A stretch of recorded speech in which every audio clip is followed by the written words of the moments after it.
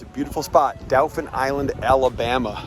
Just a strip of a barrier island near Mobile Bay. Just beautiful sky post sunset. And this is where I'm planning to be flying for my inaugural beach experience. So come along with me and let's see if it's a joy or a catastrophe or maybe a little bit of a blend of both.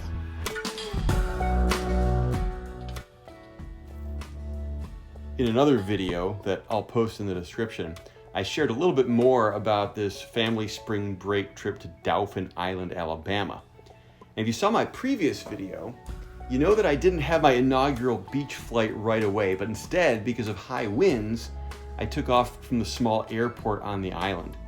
And it was windy, it was gusty, it was all the things, but the purpose was to get up in the air and to just get a first flight under my belt, and I was able to do that.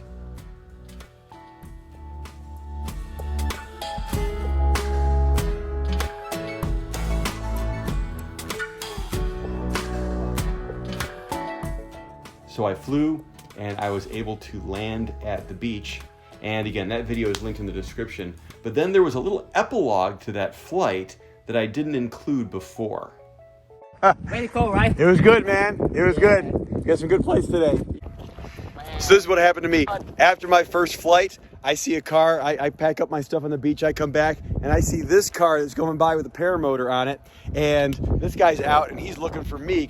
This is Kenny, and he's been flying here for 6 years. And we got to have a good talk. He got to give me some pointers, tell me some stuff about flying around here on the island. And it's just great to meet people in the community. So I love it, buddy. Good to see you, Brian. Thanks. Take care, man. Well, it shouldn't get much better than this. Winds are maybe 6 miles an hour. Just coming across the beach like a long runway. If you can't launch in something like this, there's something wrong with you.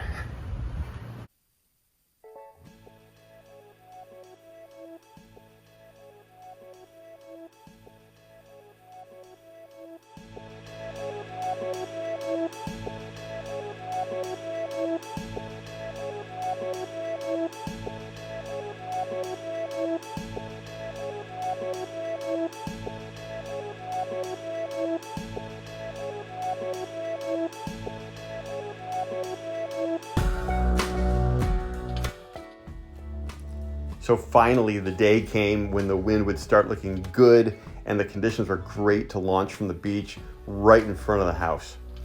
So if the goal for Monday's flight was just to get up in the air, the goal for this flight was to fly from one end of the island all the way to the other, about a 30-mile round trip. So I took off east into the wind and then circled around and then headed off to the east end of the island. I flew over Pelican Bay, and the town of Dauphin Island is what's in all those trees. That's where the residential area is, that's where the businesses are. There's some beach houses.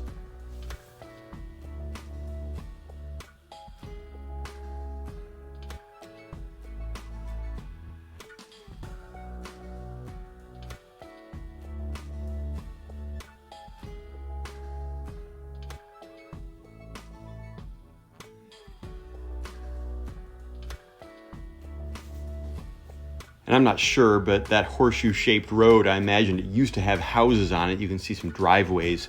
Maybe it was wiped out by a hurricane at some point. And then I flew over this public beach at the end of the island, and there's an adjacent parking lot. And then coming up on the very tip of the island is Fort Gaines.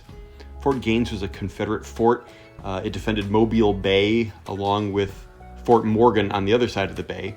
And both of those forts were captured by the Union Navy and Marines during the Battle of Mobile Bay in the Civil War.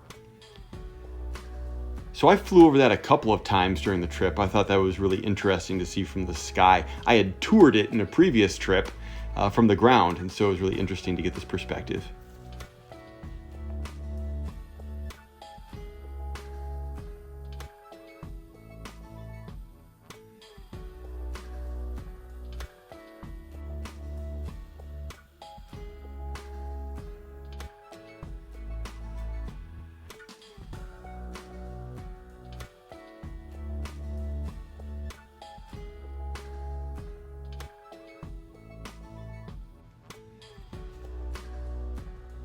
So having gone to the extreme east end of the island, now it was time to turn around and head back the way that I had come and go past the town of Dauphin Island again. I was getting blown inland a little bit.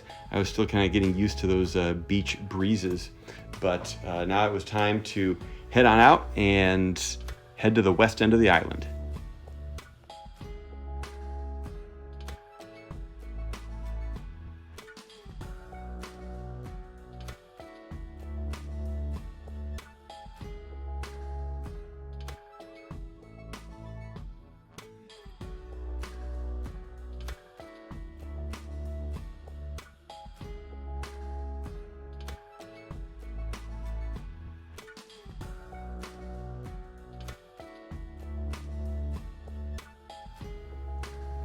There was our pink rental house again. I did a little flyover over that and then kept going west.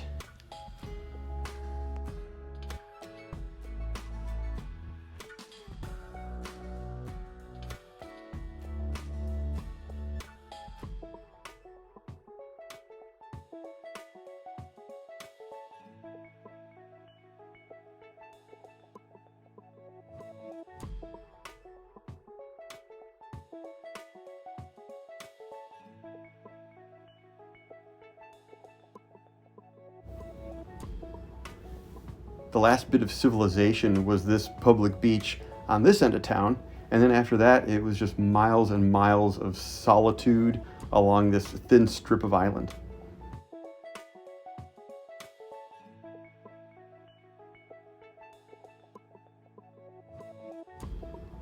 This end of the island is about 8 or 9 miles of a combination of just sandy beach and this barrier island scrubland. There were some saltwater marsh areas dotting it here and there, but just desolate. It was really great. I saw plenty of seabirds. The only mammal that I saw was one time I saw a single fox. It was darting around and probably didn't care for me swooping around. But I just skimmed along, enjoying myself. Going everything from a couple hundred feet up to just kind of skimming the bottom.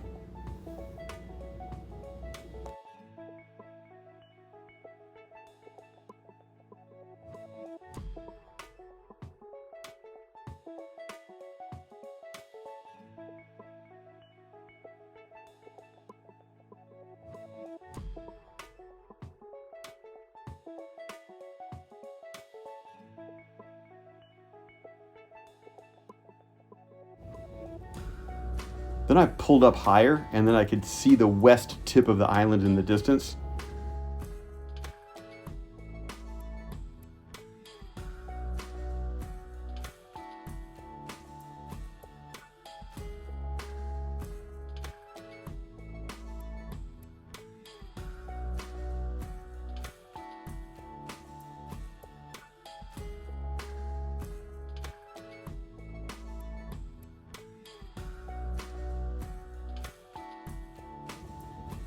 I don't know what that thing was. I thought it was a dryer, but it wasn't. But it was so unique to see something man-made over here. I think it was a flotation, like part of a dock or something at some point. Big piece of styrofoam.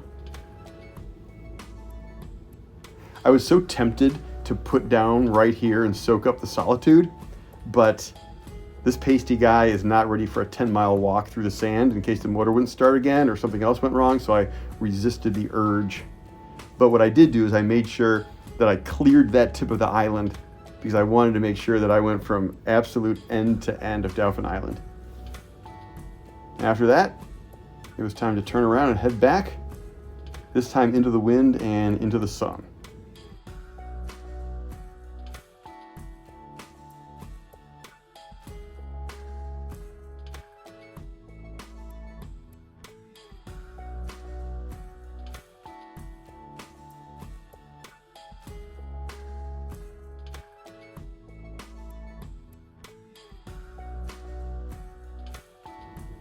And I know that this is a really long video, but I'll tell you, it took so much self-control to not just post the whole raw footage of the flight, because this video, I guess I realized it's really more for me reliving this flight than for anything else. So if you watched it, I hope that you enjoyed part of it and felt like you were able to come along with me. It was a really great flight.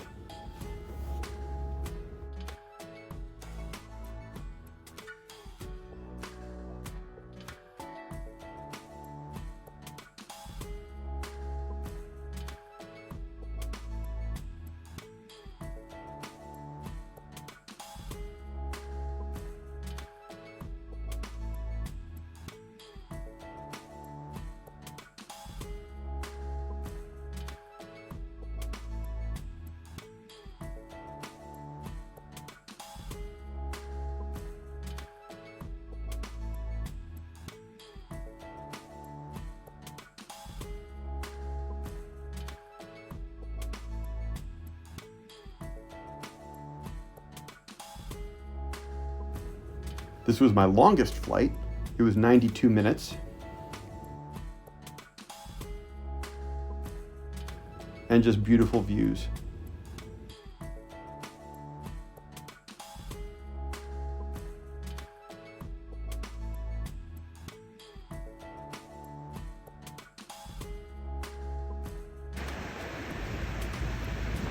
And then my son was there back at our beach to catch my landing. It was a good day on the island. All right.